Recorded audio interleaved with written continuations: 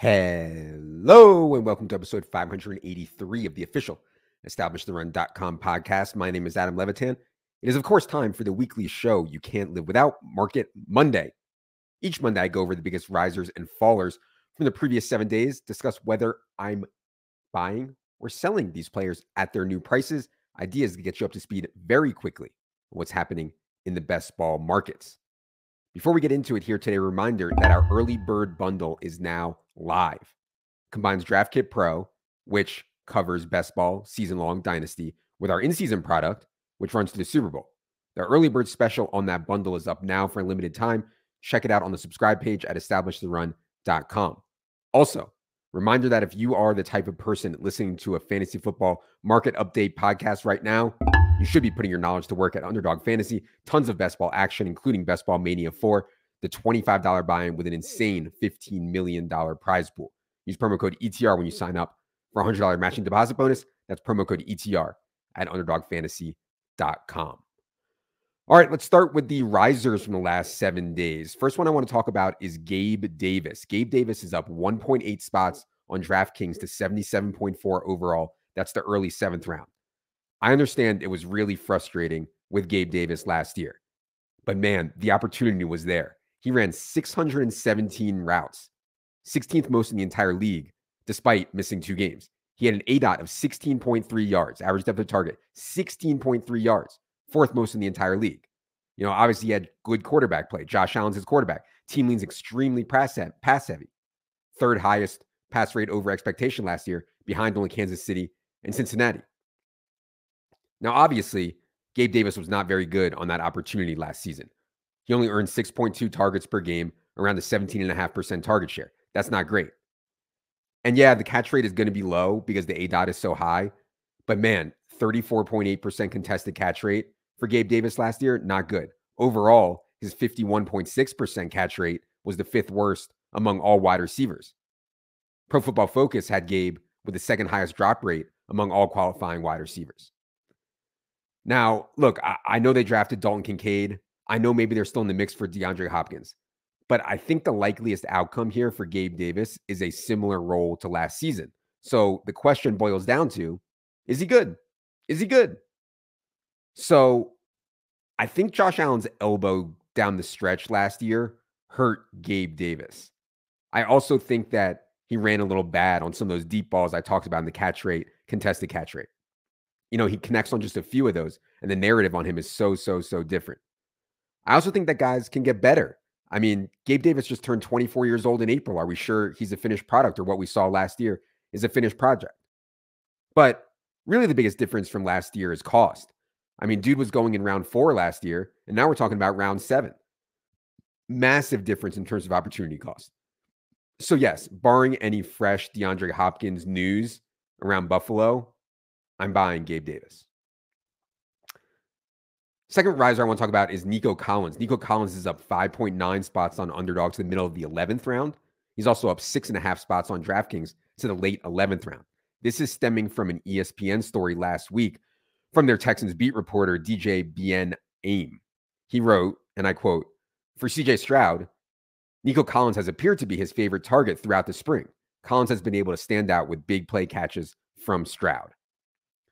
So I actually like Nico. You know, I think he was one of the better values in this range at wide receiver. Target competition in Houston is incredibly weak. He showed an ability to earn targets at a high rate last year. He averaged 9 targets per game over his final 4. 6'4", 215, ran 4.45 at his pro day. So I'm not trying to brush this quote-unquote report off.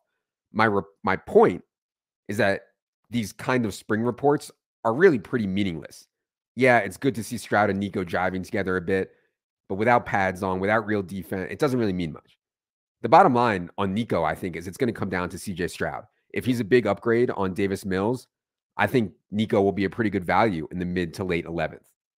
And I think there's a reasonable chance that CJ Stroud is actually good. So, yeah, I think I'm still okay with Nico for now. Speaking of wide receivers going in the 11th round, Romeo Doubs is up 3.6 spots on DraftKings to the early 11th. This Doubs stuff has been tough for me. I mean, I don't think people realize this guy was bad last year, like really bad. And let's be honest, he was a 4th round rookie out of Nevada. Not like the NFL was that high on him anyways.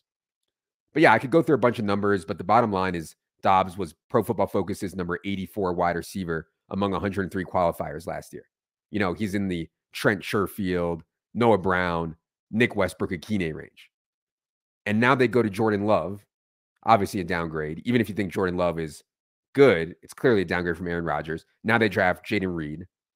Expect them to be run heavy with Aaron Jones and A.J. Dillon.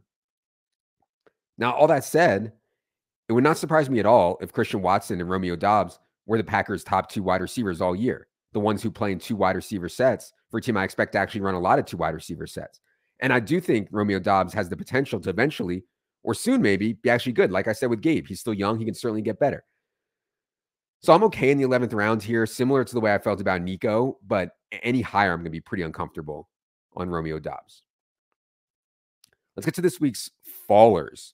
Juju Smith-Schuster is down 4.5 spots, now 129th overall in DraftKings. He's also down 4.2 spots on Underdog, talking about like 10th, 11th round now on Juju. And I know I've talked about him on here before, but this guy, I mean, just keeps sinking and sinking like a stone. And I think kind of for good reason. I've talked about it in the past. I mean, he was borderline unusable a lot of weeks last year with Patrick Mahomes as his quarterback and the most pass-happy offense in the league. Now he has Mac Jones. Knee injury is lingering. Patriots remain the favorite for DeAndre Hopkins, although I'd probably only put that at a 25 to 30% chance as kind of a gut feel thing. So I think the question here is if the hate on Juju has gone too far. Have people jumped the shark on the Juju hate? Is all the stuff I already talked about already baked into the ADP? And I'd argue that we're actually getting to that point. I mean, we're only projecting Juju for a 14.8% target share, which is not very high at all, but it is the highest we have for anyone on the Patriots. And we're slightly ahead of ADP in our rankings. We're at 108 on Underdog, and he's going 114.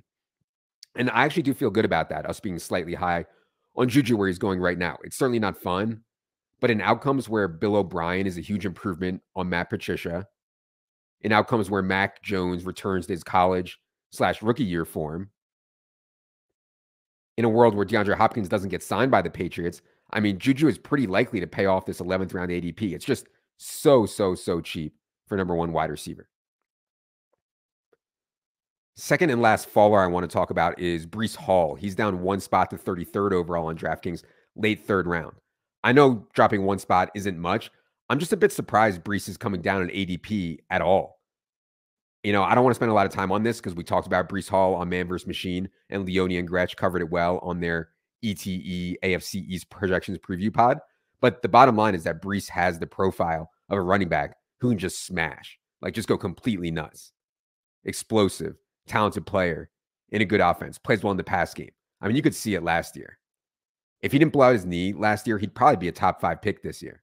And now he's available in round 3 because of questions around his health. And I just want to make 3 points on that. First, not every running back injury is the same. J.K. Dobbins is different than Javonte Williams, is different than Breece Hall. Breece's injury, from all reports, is the cleanest, the least severe of those. Second, the beginning of the season in best ball or really any format is the least valuable to us. It's pre-bye weeks. It's pre-injury Armageddon. There's no money. It's not where the money is in fantasy early in the season. So if Breece takes some time to get going, that's fine. Early season projectable volume, it's always overrated. And finally, some of these wide receiver running back starts you can make with the running backs that go in round 3 right now are wild. Like on DraftKings, starting Steph Diggs, Devontae Adams, Breece Hall. I mean, that start is a smash to me. So yeah, going to do a separate pod on this, but having Josh Jacobs, Ramondre Stevenson, Breece Hall, Jahmyr Gibbs, Travis Etienne available in rounds 3, 4 this year make it a unique year for drafting. I mean, it's just more fallout from the wide receiver mania. All right. That is going to do it for this week's Market Monday. Really appreciate all of you listening. If you have not subscribed yet to the Established the Run podcast, be sure you are by searching for it anywhere podcasts are found. Also, be sure you're following me on Twitter for a ton more player takes at Adam Levitan, and be sure you're subscribed to our YouTube at Established the Run. It is free, and there's a ton of content on there that does not hit this podcast feed. For producer Luke, for King Editor Jackson Kane, for Jerry, the most beautiful beast in the world. She turned 10 today. Shout out to Jerry. Love you. Good luck, everybody.